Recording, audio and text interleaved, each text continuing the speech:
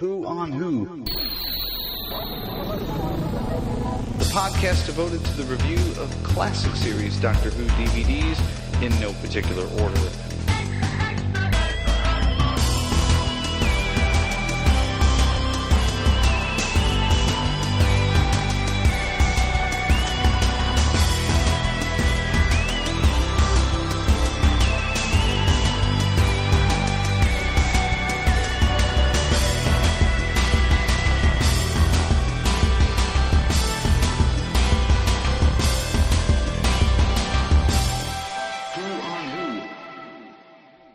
Greetings, fellow Doctor Who fans, and welcome to a high-concept edition of Who on Who, the podcast devoted to the review of classic series Doctor Who DVDs in no particular order. We're your hosts, David Huey. And Marty Huey. You sure? I don't know. All right. I don't know anymore.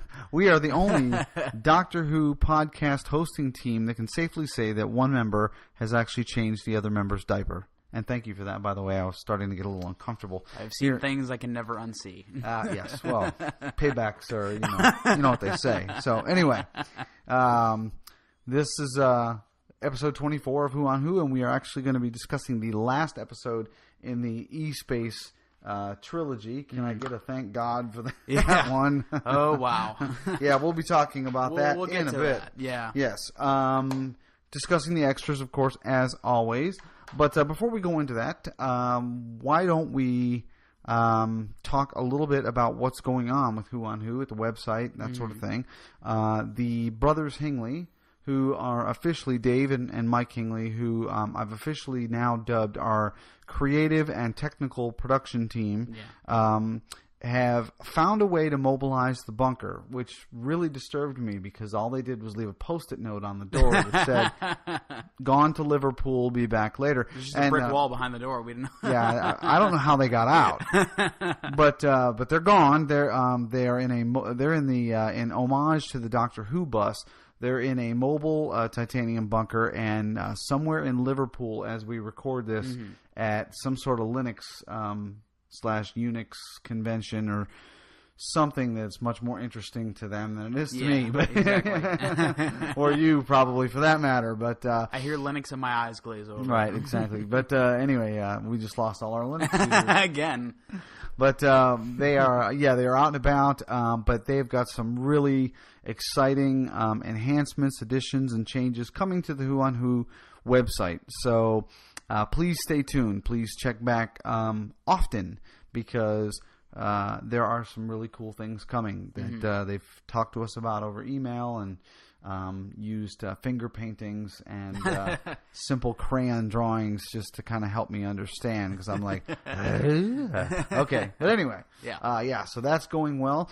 You just finished your documentary. Yes, I am in film school somewhat, as I'm not sure if people know that or not, but yeah, I'm graduating this semester, and as my final project for the whole thing, I had to make a documentary.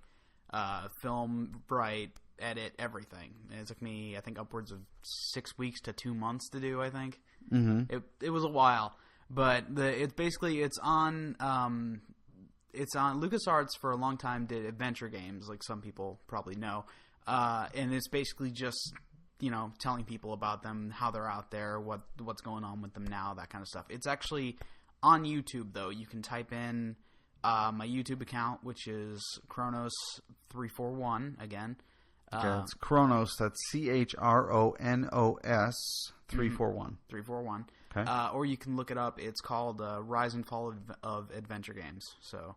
And it is good. I got to see it. I got the Proud Parent edition on DVD. So you got the edition. I had to make all the fixes too. Mrs. Huey and I got to sit and watch it and gush over our oldest child. Excuse me. So see, I'm all verklempt because of that. I was so happy. But yeah, I have to say that I thought you did a great job. Oh, thank you. So I encourage everyone. Feedback is appreciated because I haven't even got my grade on this yet, so I have no idea. Yeah, if it's nice feedback. If you're going to be mean, forget it. But no, I'm just kidding. You can. He's a big boy. You can take it. I can take it. Yeah. But anyway, that is some of the things that are going on here, and around the Who on Who studio, if you will. Let's see, what else? Well, why don't we go ahead and hang on. Speaking of adventure games, yes. I don't know if we've talked about this on this show specifically, but I know other shows have. Doctor Who is coming out with a series of adventure games. Yeah, that's really exciting. I mean, because I still really enjoy them too, but I don't understand. I think I heard somebody tell me that they were going to be free. Yeah. Okay, so are they web-based? I don't think they're browser-based, but I think the quality of the game is probably not going to be up to standards as like Dragon Age or something like that. Okay. But it's still going to be, I mean, it's Doctor Who. Sure, yeah, it's going to be a blast. I mean, the way I understand it is going to be like you download it and then, play it. It's probably going to be very short stuff. Mm-hmm. But I think Stephen Moffat even said that they are just 5 extra episodes of the season. Yeah, I think it's 4. Is it 4? Is it 4? 4 or 5? But yeah, I did hear that quote or read that quote as well. I'm curious if these games will be available to people outside of the UK. I think so. I think because it's on the web, you can. I hope so. Yeah, you can just go and download. The only thing, I haven't seen many screenshots of it. I have seen a screenshot of the Cybermen in one episode that don't have the Cyber logo on them. They don't have the C, so they're the original Cybermen. Really? Yeah. Interesting. Okay, all right. I saw a screenshot of the Doctor and Amy. I think they were pushing a car or something like that. So, all in all, that is interesting. Well, I'll tell you what. Since we're already talking about New Who, let's go ahead and give you the opportunity. We're recording this on May Day, which is May 1st, and Flesh and Stone just aired over in the UK today. And for those of us here who had a way to watch it. But why don't we go ahead with your high-speed review of New Who. All right. Do you have the stopwatch ready? I got a watch here, and it is burning up the second hand. I'm going to tell you when to go. Okay. Are you ready? I am ready. And this is for both episodes? This is for both episodes. Okay. All right. And go.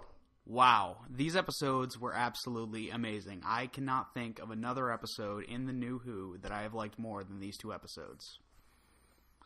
Okay. That was 8 seconds. Yeah. Good job. Yeah. Very nice. I'm going to try to get it down to 6 seconds next time. Well, and you were doing 2. I was 2 and 2, yeah. Yeah, so that's basically lengthened 4. it out a little bit. I think I can cut a couple of words out, maybe a couple syllables. You could have just went, awesome. You'd have had that in under 2 seconds. Even if you drew it out a little bit for dramatic effect. But, yeah, I have to agree. Both of them were good. Trying to stay completely spoiler-free as possible. But if you... all the other podcasts are going to be reviewing it. So it doesn't really... Well, that's what sets us apart. They review the stories that are new, and we kind of say, yeah, it was good, but let's move on. Yeah, it was good, but exactly. It was good, but move on away from something good and something that... Well, it's just not our thing. We it was good, but we're more about the classics. Yes.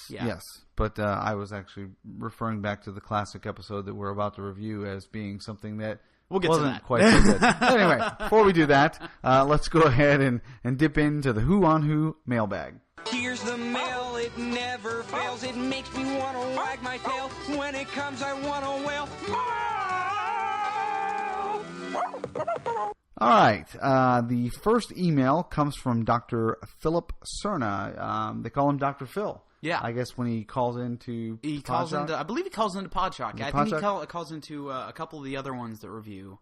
Well, thank you, Dr. Phil. I know we've gotten an email from you before. I don't know if we've ever read it. And if we That's have... kind of horrible. We got an email, we didn't feel like reading Well, I don't know if it was an email that was intended to be read. Uh-huh. A lot of the ones that are, sexual in nature and things like that. No, I'm just kidding. No, the ones that we get that, are basically, sometimes are asking questions about the production or people starting their own, different things. So it just kind of depends. But he writes in, let's get back to that before this totally degrades here. Dr. Phil writes in, says, great job on your recent Trial of a Time Lord and E-Space set reviews. It's fun to hear your podcast and always look forward to the next one. Well, I apologize. This email, actually, I printed this thing out and it actually sort of cut off. So, Dr. Phil, I'm missing a couple things. But the gist of the email was that you are very interested in music-heavy episodes and possibly helping us review one, such as Leisure Hive or some of the other music-heavy ones, and would love to be involved in that, or also via a pre-recorded segment. Yeah. And in a nutshell, Dr. Phil, you are more than welcome. We would love to do that. My music knowledge is limited at best. I enjoy music. We both do. I think so, yeah. But I don't know much about it. obviously, yeah, I don't really pay that much attention sometimes to the music. I mean, you would know more than I would, because you can actually play an instrument, whereas I can't. Yeah. If you count the kazoo, I can play 2 instruments. But but still, a lot of times it just becomes so much part of the whole show that I've noticed that in some of the other podcasts where they talk about. Murray Gold's score for this, or the 10th Doctor's theme. I think the guys from Radio Free Skaro were talking about the 10th Doctor's theme. Yeah, I didn't know the 10th Doctor had a theme. I was like, really? So I had to kind of go back and watch it. Do you mean the 11th Doctor's theme, maybe? Well, no. First they were talking about the 11th Doctor's theme and how much they liked it, but then they were talking about how, I think, and I could be misquoting them, guys. If I am, I apologize, but I believe that they were saying that the 11th Doctor's theme wasn't being doled out as heavy-handed as the 10th Doctor's was. And they're not talking about the theme song, the intro. They're talking about the incidental music, for him. And I honestly never even noticed. I mean, music is just one of the pieces that just kind of fits. I think one of the reviews I did on YouTube, I said music is the last thing I notice about anything. Yeah, for me too. But I will say this: it is very, very important. Take a horror movie or anything with any sort of feel like that in it. You take the music out, it's nowhere near as scary. Oh, you turn the sound off on a horror film, it looks funny. I mean, it's just kind of ridiculous. Yeah, we'd love to have you. So shoot us back another email, and let's work it out. Leisure Hive is not on the immediate agenda. We do have some other episodes in the queue in front of it, but definitely one that we could do. I've never watched it, so it'd be a lot of fun to do that. Anyway, moving on. The next email comes from Wildstar. Again, Wildstar writes us back in. Still like that name. And yeah, I do too. And Wildstar confirms that he's a dude. He says, first I'll confirm I am a guy, to put that bit of confusion to rest. But as far as the history on the name, he's going to remain secret. Again, my printer truncated this email. It basically cut off the right margin and like the last 4 words in every sentence. So having read these ahead of time, I'm going to try to fill it in as best I can. He says, I agree completely with your wish that To Entertain had done some touch-up effects on the Great Vampire that we talked about in State of Decay. We get this huge build-up, and then instead of this horrendous creature, we are totally disappointed when it's some rubber hand. He also says, it just looked cheap. And I agree with him there. Also, he said, before I watched the E-Space Trilogy box set, I had watched Ark in Space, and the story had a number of excellent CGI shots that were done of the space station, and that replaced the original model shots. And he remembered how awful those shots were, and also the original viewing of State of Decay, and he fully expected that To Entertain would do something, and they didn't. He also brought up a great point. Said that the mill already has 2 different fancy CGI demons. The first one from Series 2's Satan Pit with the 10th Doctor, and the second one from the finale of Torchwood, I think. Series 2, I think he's talking about. Did not see that. And so he said a CGI bat or 2 wouldn't have been hard either. That's something that I'm going to have to defer to Dave Hingley, our creative producer, because Dave also works in computer animation, so he could probably, fill in the blanks on that for us a little bit more. But all right, well, I do want to point out that Mark Nuttall did not write. And I'm very sad about that. I am too. And Mark, listen, if our jest in the last episode was at all, if that hurt your feelings or anything, I'm hoping not. please, I apologize. We were just having some fun and really, really enjoy your input and your emails. So please write us back again soon. Otherwise, we're just going to feel like we we're can't doing do the podcast right. unless you exactly write it back. right. Yeah, we'll go on strike. If we don't get another email from Mark, we're striking. So anyway, all right. Well, it's time to wrap up this lovely jaunt in E-Space. So we are going to set the TARDIS controls here for January the 3rd, 1981, and we are off to Warrior's Gate. Hold on.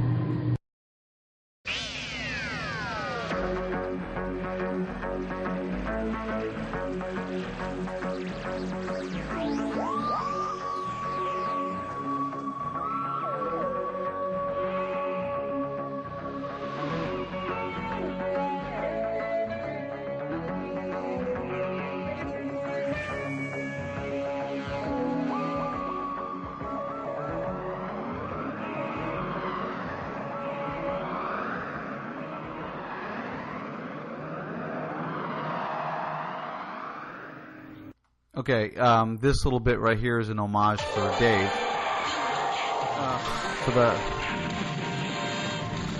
You love it, you know you do. The song's going to be stuck in my head all night now. Yeah, I know, but ever since he sent me the title card...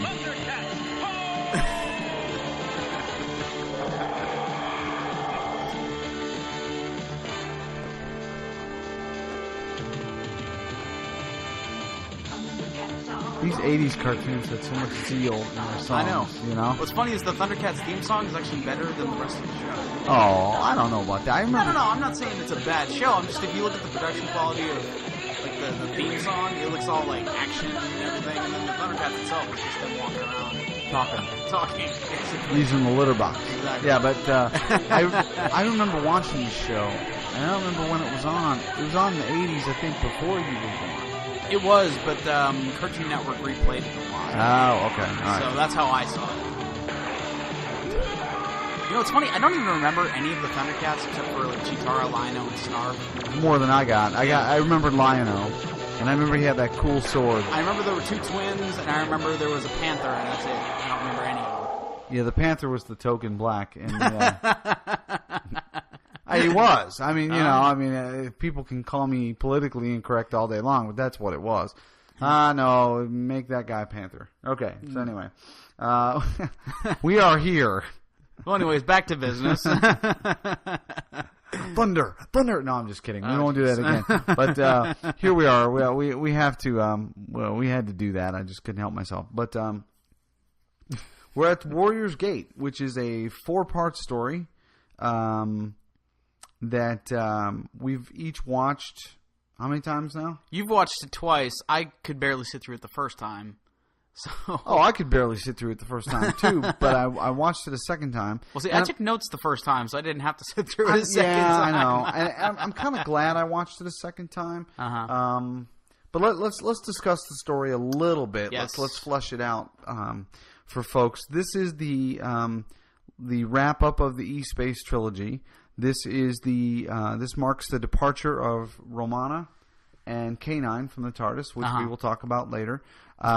This is setting up for Keeper of Traken, and basically the beginning of the end for the 4th Doctor. Mm-hmm. So having all that knowledge going into this kind of sets this tone a little bit for what you're dealing with, right. Which Tom Baker you're dealing with, which that sort of thing. The story itself takes place actually in a void between our universe, N-Space, and E-Space, Adric's universe. The reason we called it a high concept edition of Who on Who is because in the documentaries and everything I read, everybody kept talking about what a great high concept science fiction story it was. And I know I'm a Luddite. I'm very unsophisticated when it comes to, I still find Three Stooges funny. I still enjoy Smokey and the Bandit. And while I do like high concept things when they are done in an interesting way, for me, the story just didn't deliver. You know, the way that it could have delivered, or maybe the way it should have delivered. I think that was mostly production problems, though, just because the director did want to do a lot of things that just could not be done at the time. Okay, but in talking about the director Paul Joyce, it was his first Doctor Who. I think it was his first TV. I don't know about first. I think so. Yeah, I think you are right. And he had a lot of great, grandiose ideas.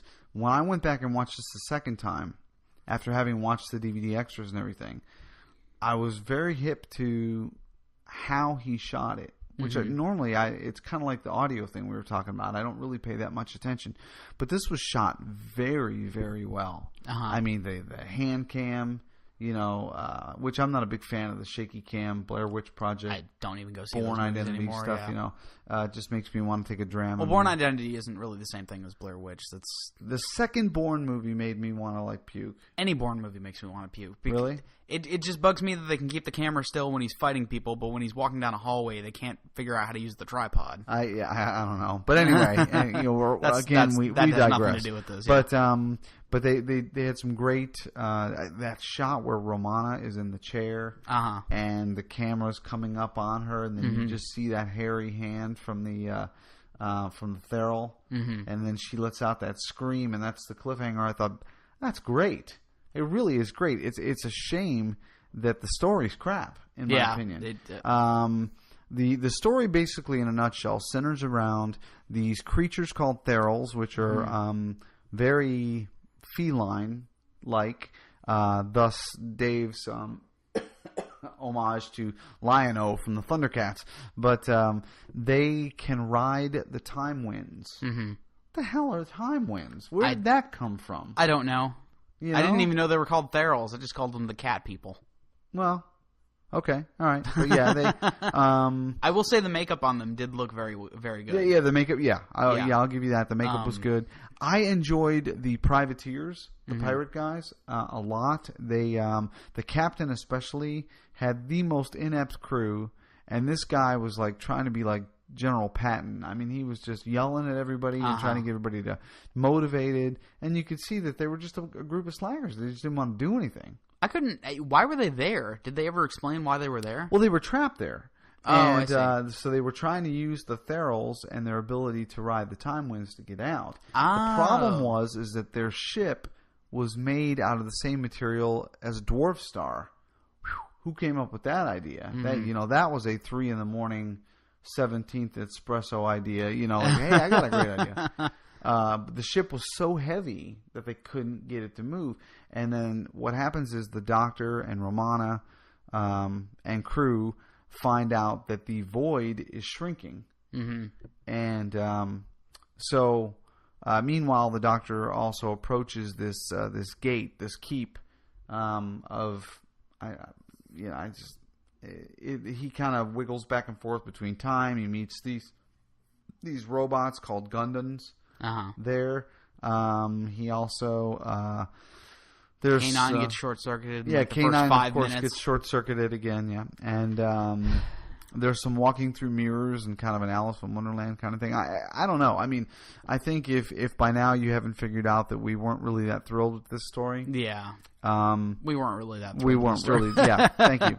I did take some notes on the story though as I was watching, just little to remind myself of the story with some criticism too. I think I divided this into the 4 parts. I took notes on each 4 parts. In 2 of the 4 parts, I actually did write, I have no idea what's going on right now. Okay. But in the first part, I noticed before the Theral shows up in the TARDIS and does whatever he does, Romana and the Doctor would not stop bickering. Did you notice that in the first part? It was back and forth, bicker.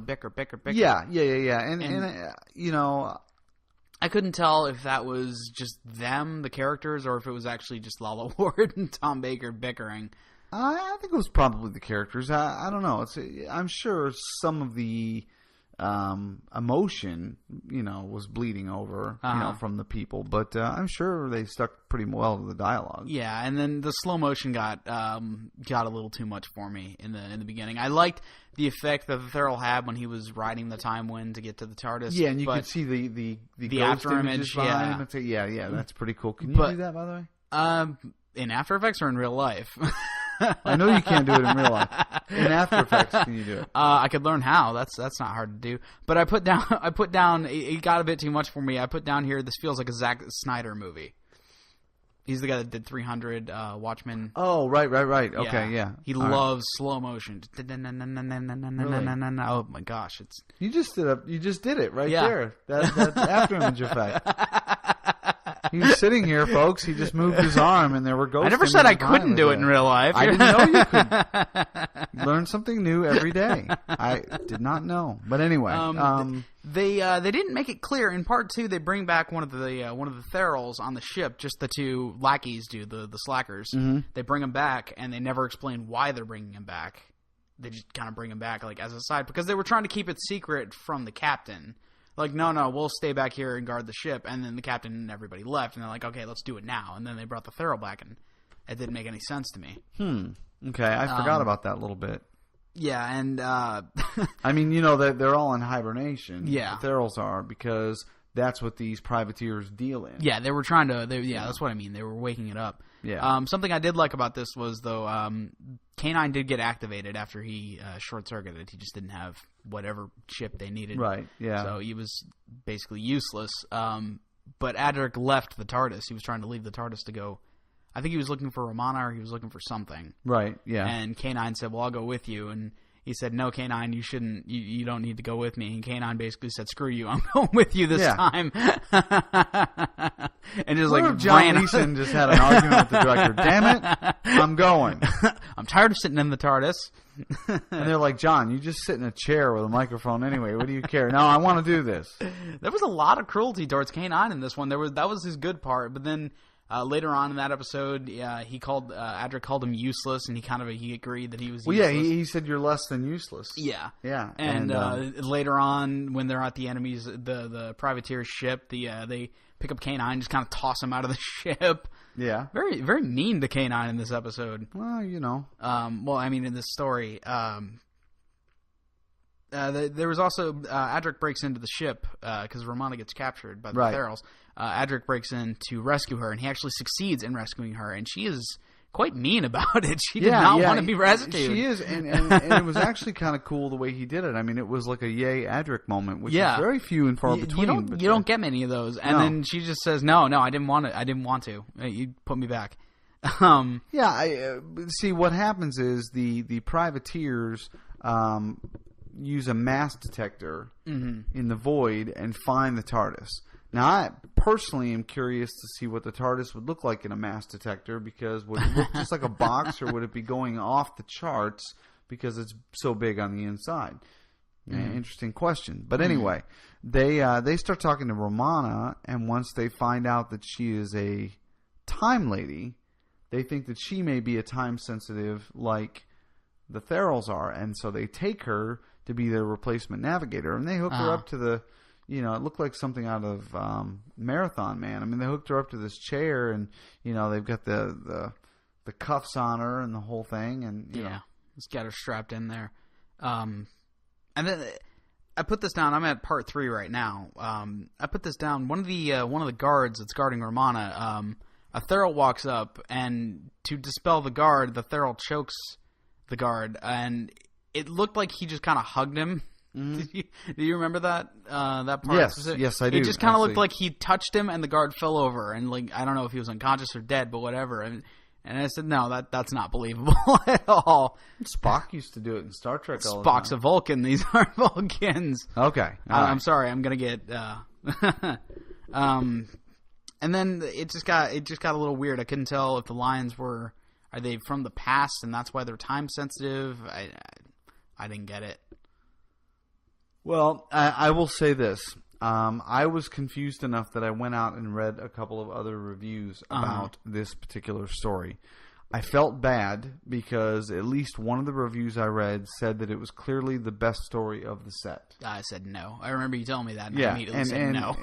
I'm sorry. I don't agree with that. I think State of Decay was a much better story. Oh, what's funny is that I checked on the Doctor Who Magazine Top 200 list, and this is ranked 82, and State of Decay is ranked 86. Really? Yeah. See, you and I must be in the minority then, because we like State of Decay better. Oh, yeah. A lot better. Yeah. So I don't know. We must be missing something. But frankly, I just can't bring myself to sit down and watch this episode again. It had very little rewatchability. And it was a bitter pill to swallow. I just didn't... I don't know. Go ahead. Well, I mean, the only other things I wanted to touch on was... somebody, I think at the DWO podcast, when they were doing the Tom Baker review and they reviewed this story, they mentioned how Romana was basically becoming the Doctor. And you notice this in part 4 when the Doctor says, when she says, I'm coming with you, and the Doctor says, no, it's time for you to start learning how to take orders. And she basically says, no, I'm coming with you anyway. And then Adric says, well, I'm coming with you too. And she said, no, it's about time for you to start learning how to take orders. Almost the exact line verbatim. Yeah. Mm-hmm. Which kind of goes with the fact that they needed a Time Lord and she stayed in E-Space. She became the Doctor of the E-Space. Yeah.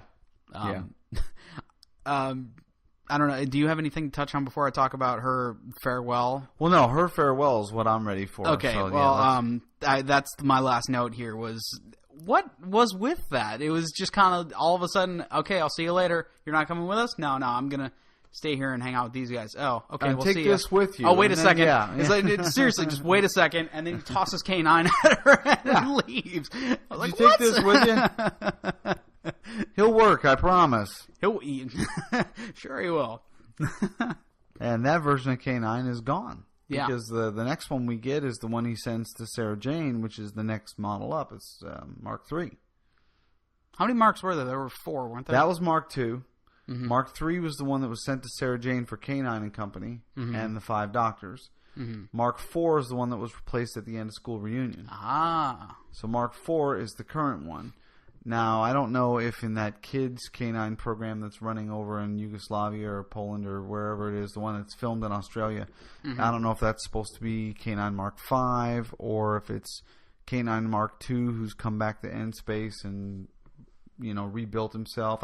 I don't know. I frankly don't care. But it did seem kind of tacked on at the end, and it just seemed kind of cold-blooded. The way it was just okay, great. And then as sort of an afterthought, the Doctor sticks his head out and says, you were the best, Romana. Well, he didn't say best. He said something along.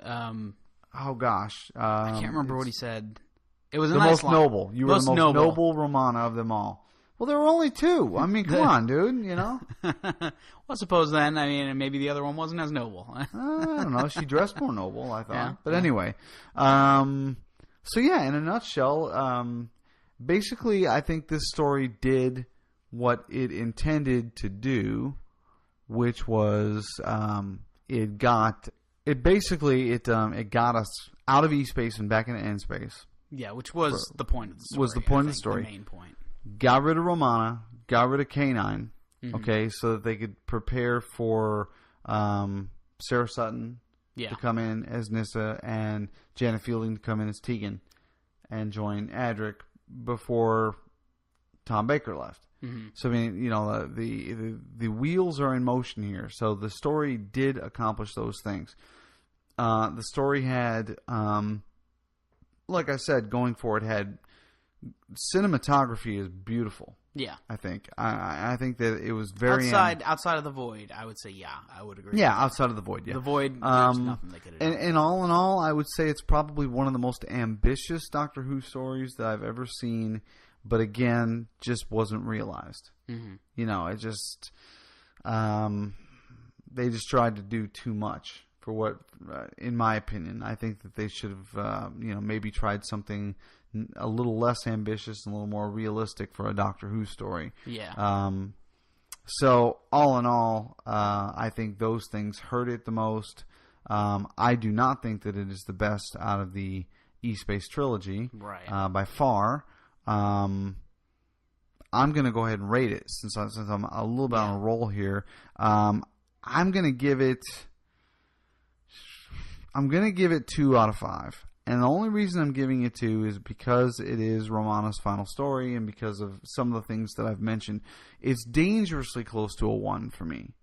but I keep thinking that there's just something that I'm missing that everybody else out there has seen, and maybe someday if I can ever bring myself to watch it again, I may go, you dummy, and unless the listeners just want to write us in and write in. Well, yeah, and they're more than welcome to. Yeah. Tell us what we're missing. Absolutely, if we're missing anything. Yeah, and you can even call us names. That's fine. But I'm going to go ahead and give it a 2. So anyway, I was actually going to go a little lower than a 2. Well, but the way don't whip out on me now. Well, no. It's hard for me to give it less than a 2 because I think of some of the other ones that I've seen that have not been as good. This is not even close to anything I would consider watching again. It's definitely not the worst, but it's pretty close that I've seen.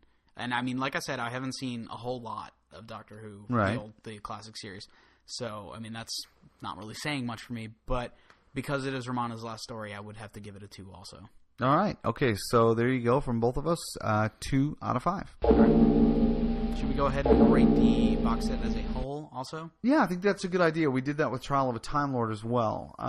So what do you think?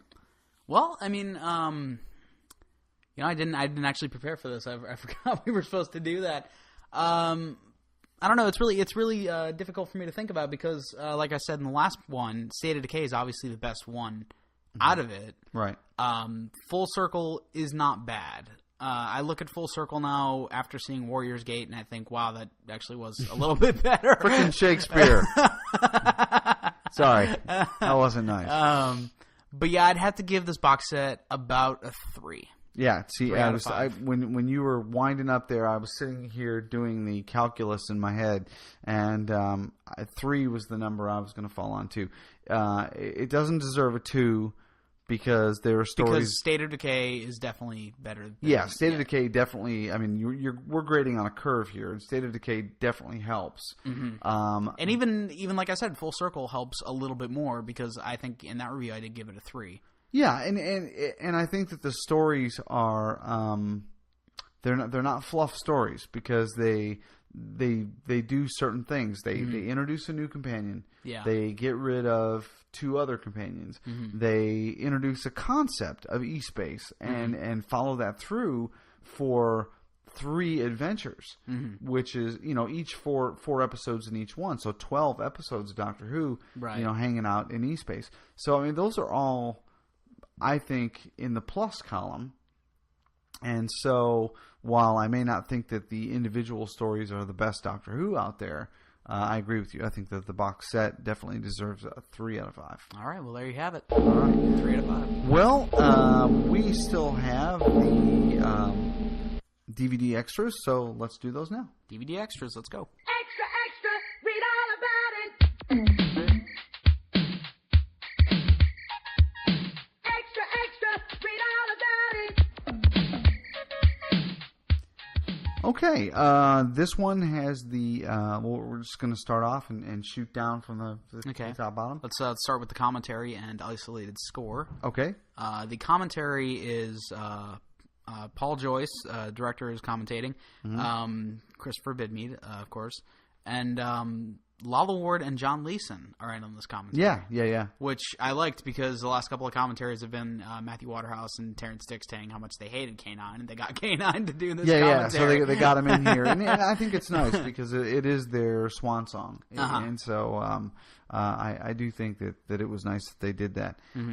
Something I did find very funny, though, I was listening to the commentary, and Paul Joyce introduces himself as Paul Joyce, the person who directed this adventure for all of his sins. Interesting. Yeah, I do remember that. Yeah. I the thing that struck with me by the time I got done listening to the commentary is I don't know how other Doctor Who fans feel about Chris Bidmead as script editor. I think he's done some fair work when he was on Doctor Who. But throughout this process, I really grew to not like him. And I don't know if I'm being unfair. So if you're a Bidmead shipper out there, I guess, for lack of a better, term, please defend him to me. Send an email to us and because Tell us your favorite story he did. yeah, We'll anything. check it out. Yeah, maybe we'll check that out as well because I know we must have some and like I said, I'm sure that like any other script editor, he had his high points and his low points, but. Also, Matt Irving did the effects. He was all in this commentary. I just noticed that on my notes. Oh yeah, that's right. Yeah, he was. I think there was another voice on there too. Yeah, I put him in as like an afterthought in the margin because I didn't realize because I think Bidmead went on for quite a while in his introduction and then didn't he talk over him? No, he didn't talk over him. He talked for a bit about just his introduction. And they started talking about the story, and then you hear, and I'm Matt Irving, I did effects, and I was like, oh, he's in. Oh yeah, that's right. Too. It was very kind of like off to the side, like yeah, I'm Matt Irving, I did, I painted the green floor in the studio. Let's move on. But anyway, okay, so commentary, and then we had the isolated score, which I didn't listen to, but also infotext, which I turned on and ignored for most of the episode. No, infotext was good. It but there wasn't a whole lot in the infotext that was I did notice I saw that I can't remember if it was in the documentary or if this was in the commentary, but Lala Ward knew that she was leaving before this story. I think it was before they went to eSpace. She decided she was leaving, and then this story, Tom Baker said that he was leaving. Yeah, it made it to the press. Yeah, right. Another interesting fact about that, but we'll get to that later. Oh, okay. All right. Okay, well then, so we've covered infotext, we've covered audio options. Yep. There is also infotext in the photo gallery. I know we'll talk about it. Yeah, that's good. And I would like to say though, I did enjoy listening to the commentary. We didn't really say if we liked it or not. Oh yeah, yeah. It was a good commentary, I thought, especially with Lisa and Lala Ward. Together, it was good. Yeah, it was just refreshing because it was something a little different than what we got in the first two discs. Mm-hmm. So yeah, I agree with you there.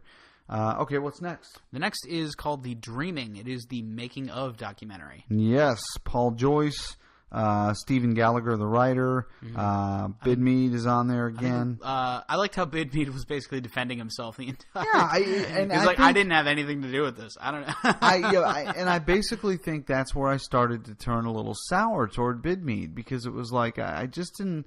It was almost like he was copying a little bit of an attitude on the this only person I really had a thing for or didn't got a little upset with was Paul Joyce. He didn't even take his sunglasses off for the interview. I was going to ask about that. I didn't know if maybe he has some sort of light sensitivity or something. Maybe. I mean, I don't want to sound insensitive, but it looked like he just kind of walked off the street. He's like, all right, let's do this, and then said his stuff and left. Well, because even in some of the stock footage that they showed, the pictures and things from back when they were filming, I believe he was wearing dark glasses then too. So I remember sitting there watching the documentary going, surely he's not blind. I mean, you can't direct a movie if you're blind, can you? And then I started, going off into this whole little mental tangent on that. But no, and then I saw his eyes blinking behind the glasses and everything. So maybe he just has a lot of sensitivity to light. Yeah, that's a possibility. I mean, I didn't even think about that, but yeah, that's true. It was okay. Yeah, just run-of-the-mill documentary. Yeah. I mean, it was like you said before. I mean, there were some interesting points about how Paul Joyce was fired in the during the making of the episodes. Yes, and didn't even leave the commissary. Just kind of hung out. Hung out in the lunchroom, and then I think they got Graham Harper to come in. Yeah. And replace him for about 10 minutes, and then they said, "No, come back." And I wish we'd have been. Doing this like right about the same time as Gallifrey, because Graham Harper was there, and I actually got to talk to him for like 2 seconds, just kind of standing. He's one of those guys that's kind of very unassuming and was just kind of standing there, and I was like, oh, you're Graham Harper, and would have loved to have picked his brain on that one. So, Warriors Gate, what do you think? Probably would have kicked me right in the crotch and walked away, but at least it would have been a story to tell everybody later. That's right. All right. I can't think of anything else for The Dreaming, just that it was okay. It was your basic run-of-the-mill green screen documentary where they slapped up the other background and talked about this particular story and some of the specifics behind the filming and the safety issues and some of that Something stuff. I did find funny. I can't remember. I can't remember if this was in the commentary, or if it was in the Dreaming. But they were talking about the relationship between Lala Ward and Tom Baker when they announced they were getting married. That was in the documentary. That was in the documentary? Yeah. Okay, then this is the right spot for it. But Lala Ward said, I went to an American convention once, and somebody asked me if Tom and I played practical jokes on each other, and she said, yes, we got married. Mm-hmm. Yeah, oh yeah. And, well, yeah, because I think Paul Joyce was talking at one point in the documentary about the fact that, and they showed a still shot of it, that they would not make eye contact with each other. They would bicker horribly when the cameras were off, and then they came in one day and said, we're married. Yeah, and unfortunately, at this point, Tom Baker had been the doctor for so long that, like they said in the documentary, it had become the Tom Baker show.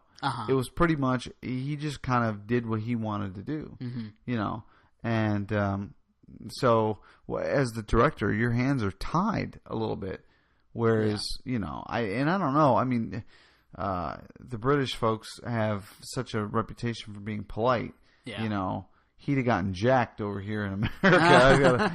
They would have just hauled off and whacked him a good one and said, all right, straighten up, buddy. It's a paycheck, just like everything else. But anyway. But moving on, the next one, Boy with the Golden Star, which was the Adric documentary, which I actually really enjoyed this. You did? I did. Okay. It's just Matthew Waterhouse talking about every story he was in as Adric. Yeah, it was that, and I did enjoy that. The note that I wrote here was Matthew Waterhouse talks Adric / defends, and he's got some very valid points. If you don't know the story behind Adric's creation, if you don't know about the a little bit about the filming process and making television, specifically making Doctor Who. Some of the things that that were going on there that I think kind of attributed to some of the Adric hatred out there. But and I have to say, and this could just be me, my perception there is that Matthew Waterhouse does have a little bit of that full of himself attitude. And you didn't get that? No. I don't know. I don't know. This was the other point I was going to make earlier. I was going to make right here. He did not know that Tom Baker was leaving. Yeah, he said that. He said he didn't know that Tom Baker was leaving. He found out. He didn't know that Peter Davison was cast either. Nobody. Yeah. He didn't even know who Peter Davison was. Yeah, he said he didn't watch television, so he said he knew of him, but he had never seen him work. He'd never seen him work because Peter Davison was on a show about, I think, a vet. Yeah, All Creatures Great and Small. Yeah, and he said, I was 16, 17 at the time. Why would I watch a show about a veterinary office? Very good show, though. I'd seen 1 or 2 episodes before, but I have read the books, and the books are hysterical. I read them when I was like 12, and they were very funny. So, right. But yeah, he talks a little bit about working with Peter Moffat, the director. Talks about working with Sarah Sutton, Janet Fielding.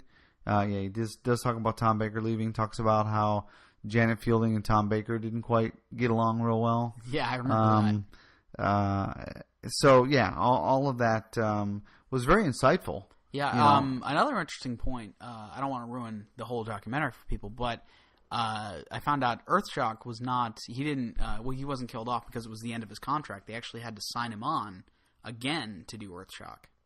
Yeah, and then he actually came back again in the next one, Time Flight, yeah. As a ghost, and he said that was actually kind of cool because I didn't have to stay for the whole episode. Yeah, well, because he also said the episode was a bad one, which I mean, come on, buddy, this is on the extras for Warriors Gate, and I think I would put Time Flight up against Warriors Gate. I mean, either one are prize winners, but come on, kettle. Right, but that one I really enjoyed. The next one is called Lala's Wardrobe, and this is a frockumentary. Yeah. Yeah, I got a little bored with this one, I gotta admit. They were basically interviewing ladies on the street, showing them still shots or pictures or something of the various costumes that Romana wore. They basically go over every story that Lala Ward was in and discuss Romana's costume for that story. Right. Okay, fair enough. They do interview Louise Page, who's a blast to listen to. I mean, even if you're not into costumes and all, she's a lot of fun to listen to. I think the cosplayers out there, the people that really get into doing the costuming and all that, might find this to be maybe not informative, but definitely enjoyable. Yeah. Okay. Other than that, it was one of those. It's kind of cool, you know, but not one of those must-see documentary things that I'd watch again. The next one, they had extended and deleted scenes, which didn't seem very extended or deleted. Well, yeah, there were a couple of extended things. The scene with Adric and K9 in the door of the TARDIS, and things like that. But nothing. Obviously, there was a reason they were cut. Nothing that jumped out at me. No, and most of this stuff was clipped for time because it doesn't really add anything to the story. And but it's kind of fun to see them. Right. You know, again.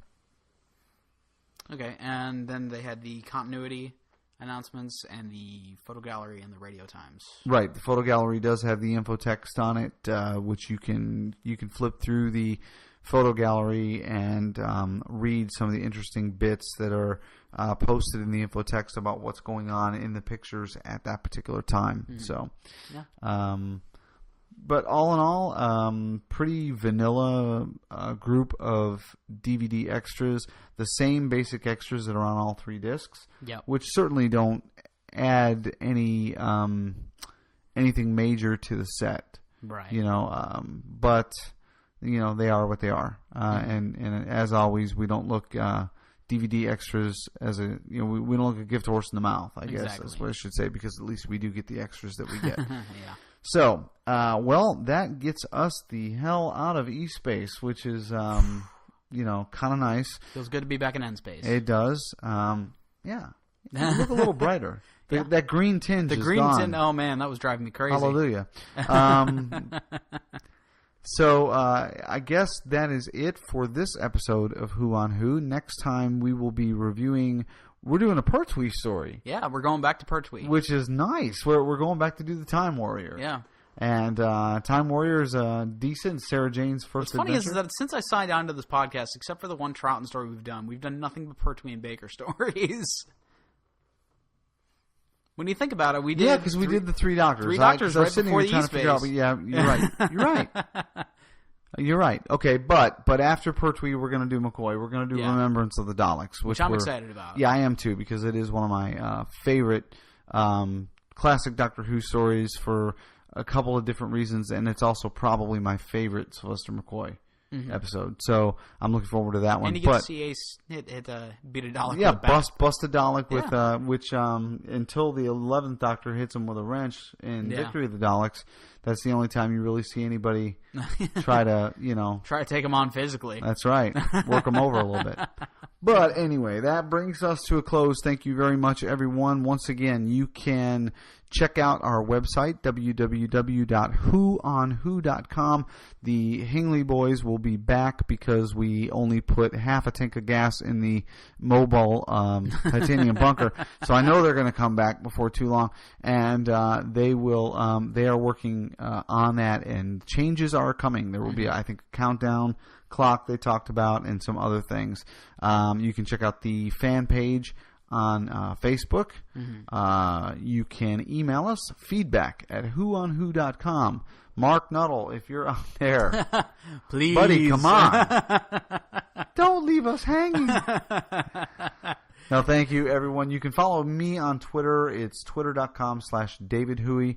I don't tweet often, but I will try to get better about that. It's a senility thing. I don't blame it on anything else. But until next time, everyone, thank you very much, and we will see you soon. Take care. See you later.